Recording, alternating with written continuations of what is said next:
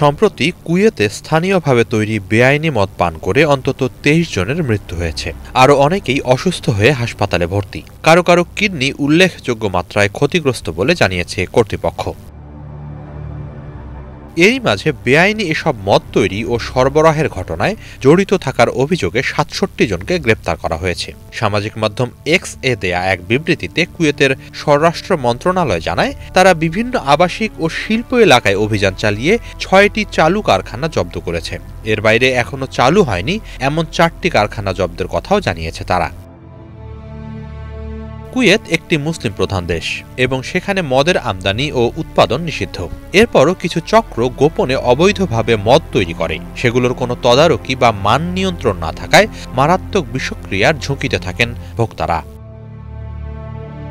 এক ঘোষণায় কুয়েতের স্বাস্থ্য মন্ত্রণালয় জানায়, সম্প্রতি বিষাক্ত মদ পান করে মিথানলের বিষক্রিয়ার শিকার হন অন্তত ১৬০ জন। এর মধ্যে ২৩ জনের মৃত্যু হয়েছে। তাদের বেশিরভাগই এশীয় নাগরিক। মন্ত্রণালয় আরও জানায়, বিষক্রিয়ার শিকার অন্তত ৫১ জনকে জরুরি কিডনি ডায়ালাইসিস দিতে হয়েছে। এছাড়া ৩১ জনকে রাখতে হয়েছে ভেন্টিলেশনে। কুয়েতের ভারতীয় দূতাবাস জানিয়েছে, গত কয়েকদিনে প্রায় ৪০ জন ভারতীয়কে হাসপাতালে ভর্তি করা হয়, যদিও তার কারণ জানায়নি তারা। ধারণা করা হচ্ছে এর সঙ্গে বিষাক্ত মদ পানের সম্পর্ক রয়েছে। এক্স এ দেয়া বিবৃতিতে বলা হয়, হাসপাতালে ভর্তি কয়েকজন এরই মাঝে মারা গেছেন। কারো কারো অবস্থা আশঙ্কাজনক। এদিকে এই ঘটনায় গ্রেপ্তারদের মধ্যে একজন বাংলাদেশি রয়েছেন এবং তিনি মদ উৎপাদন চক্রের প্রধান, এমন দাবি জানিয়ে বিভিন্ন গণমাধ্যমে খবর প্রচারের ঘটনায় তীব্র নিন্দা জানিয়েছে কুয়েতের বাংলাদেশ দূতাবাস।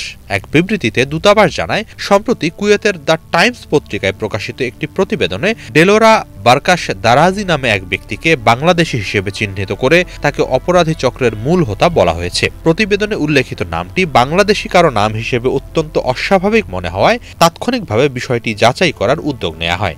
১৭ আগস্ট দূতাবাসের একজন প্রতিনিধি পুলিশ ও প্রশাসনের সাথে যোগাযোগ করে নিশ্চিত হন ওই ব্যক্তি বাংলাদেশি নন। কুয়েতি কর্তৃপক্ষের বরাত দিয়ে দূতাবাস জানায়, এ ঘটনায় কোনো বাংলাদেশি নাগরিক জড়িত ছিল না। গ্রেফতার হওয়া ৬৭ জনের মধ্যে কেউই বাংলাদেশি নন। এমনকি বিষাক্ত মদ পানে হতাহতদের মধ্যেও কোনো বাংলাদেশি ছিল না।